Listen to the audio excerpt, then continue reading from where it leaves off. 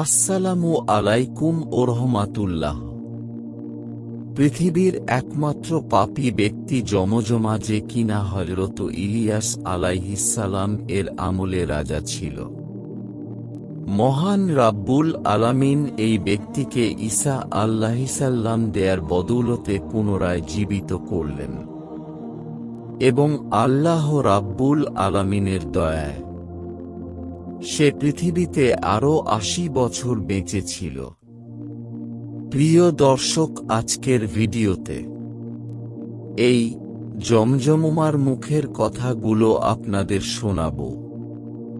কিভাবে হযরত আজরাইল আলাইহিসসালাম মানুষের জান কবজ করে থাকে এবং কতটা কষ্ট দিয়ে থাকে, কবরে নেওয়ার পর কিভাবে প্রশ্ন করা হয় এবং এই প্রশ্নগুলো শুনে একজন বদকার ব্যক্তির কি পরিণতি হয়, সারাক্ষণই কি শাস্তি চলতে থাকে, নাকি বদকার ব্যক্তিদেরও মাঝে মাঝে একটু স্বস্তির নিঃশ্বাস ফেলার সুযোগ দেওয়া হয়। প্রিয় দর্শক, এই সকল অজানা বিষয় জানতে আমাদের চ্যানেলটাকে সাবস্ক্রাইব করুন। পুরো ভিডিওটি মনোযোগ দিয়ে শেষ পর্যন্ত দেখুন। একদিন হযরত ঈসা আলাইহিসসালাম সিরিয়া দেশের এক জঙ্গলের পার্শ্ববর্তী প্রান্তর দিয়ে কোথাও গমন করেছিলেন। তিনি পথের মধ্যে একটি মৃত মানুষের মাথার খুলি দেখতে পেলেন। তিনি আল্লাহর কাছে মোনাজাত করলেন, হে রব, তুমি আমাকে এই মাথার খুলির পরিচয় জানিয়ে দাও। হযরত ঈসা আলাইহিসসালামের এর জবাবে আল্লাহ তাআলা বললেন, তুমি মাথার খুলিটিকে জিজ্ঞেস করলে সবকিছু জানতে পারবে। তখন হযরত ঈসা আলাইহিসসালাম খুলিটিকে বললেন, হে কঙ্কাল মস্তিষ্ক, আল্লাহ রাব্বুল আলামিনের হুকুমে তুমি আমার প্রশ্নের উত্তর দাও। সাথে সাথে সেই কঙ্কাল মস্তিষ্কের মধ্যে থেকে শব্দ বের হল। শুরুতেই বলল, লা ইলাহা ইল্লাল্লাহ, ঈসা রুহুল্লাহ।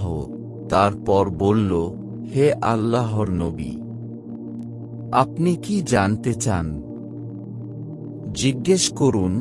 হযরত ঈসা আলাইহিসসালাম তার নিকট জিজ্ঞেস করলেন, বলো তো তুমি কে? পুরুষ না মহিলা, পাপী না পুণ্যবান, ধনী না দরিদ্র, লম্বা না খাটো? তোমার নামটাই বা কি ছিল? আমাকে সকল প্রশ্নের উত্তর ধারাবাহিকভাবে বলতে থাকুন। খুলি উত্তরে বলল, হে আল্লাহর নবী, আমি পৃথিবীতে থাকা অবস্থায় বাদশা ছিলাম। আমার নাম ছিল বাদশাহ জমজমা।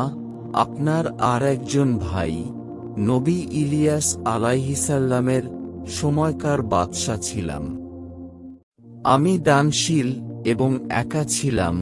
আমি জীবনে কখনো কোনো মানুষের সাথে জুলুম করিনি। আমি কোনদিন আমার কোনো প্রজাকে ধমক দিয়ে কথা বলিনি। আমি অত্যন্ত বলিষ্ঠ এবং সুঠাম দেহের অধিকারী ছিলাম। বাদশা হওয়ার কারণে আমার সম্পদের অভাব ছিল না, কিন্তু তাই বলে আমি মানুষের সম্পদ ভক্ষণ করতাম না। বাদশার জন্য বরাদ্দ অর্থই আমার জন্য যথেষ্ট ছিল। তবে আমি আয়েশি জীবনযাপন করতাম। রক্তবর্ণ পোশাকে সজ্জিত ৫,০০০ অতি সুন্দরী যুবতী নর্তকী গায়কদের গানের তালে তালে নৃত্য করতাম। আমি বিনোদন ও আয়েশি জীবনযাপন পছন্দ করতাম। হে নবী, আমার জীবনের আমোদ প্রমোদ আর জাঁকজমকের সকল কথা যদি আপনি শোনেন, আপনি বিস্ময় বোধ করবেন। আমি যখন ভ্রমণে বের হতাম, তখন আমার গায়ে রেশমার মখমলের পোশাক ছিল। আমার সাথে অশ্বরোহী এক বিশাল বাহিনী শিকার করার জন্য বের হতো। আমার আগেও পেছনে 4000 গোলাম থাকত।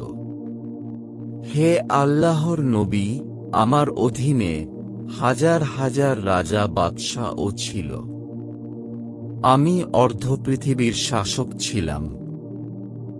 যুদ্ধের মাধ্যমে আমি তাদেরকে আমার অধীনস্থ করেছিলাম। আমার সৈন্যবাহিনীর বিশালতা ও যুদ্ধের বর্ণনা শুনলে আপনি অবাক হয়ে যাবেন। আমি 4000 বছর পর্যন্ত সর্বময় ক্ষমতার অধিকারী ছিলাম। আমি প্রসিদ্ধ যোদ্ধা এবং অসীম সাহসী বীর ছিলাম। সুদর্শন পুরুষ ছিলাম রূপে গুণে ওই জমানায়। আমার তুল্য কেউ ছিল না। আমি প্রত্যহ প্রায় 1000 গরিব দুঃখীকে দান করতাম। যুদ্ধ বিজয়ের কারণে আমি প্রচুর সম্পদের মালিক হয়েছিলাম। নিজে যেমন ভোগ করতাম, তার থেকেও বেশি দান খয়রাত করতাম। হাজার হাজার ক্ষুধার্তকে আহার করাতাম এবং হাজার হাজার বিবস্ত্রকে বস্ত্র দান করতাম। আপনি জেনে অবাক হবেন, আপনার ভাই নবী ইলিয়াস আমাকে বলতো, হে জমা, তোমাকে দেখে আমার ঈর্ষা হয়। যখন দেখি তুমি 2 হাতে দান করছো, মানুষের সাথে তুমি সৎ আচরণ করছো। এখন তুমি শাসক হিসাবে রাজ্যে ইনসাফ কায়েম করছো। প্রিয় দর্শক, আজকের পর্ব এখানেই শেষ করছি। খুবই তাড়াতাড়ি আপনাদের জন্য পরের পর্ব নিয়ে আসছি। তার আগে আমাদের চ্যানেলটিকে সাবস্ক্রাইব করুন আর আমাদের পাশেই থাকুন। আসসালামু আলাইকুম।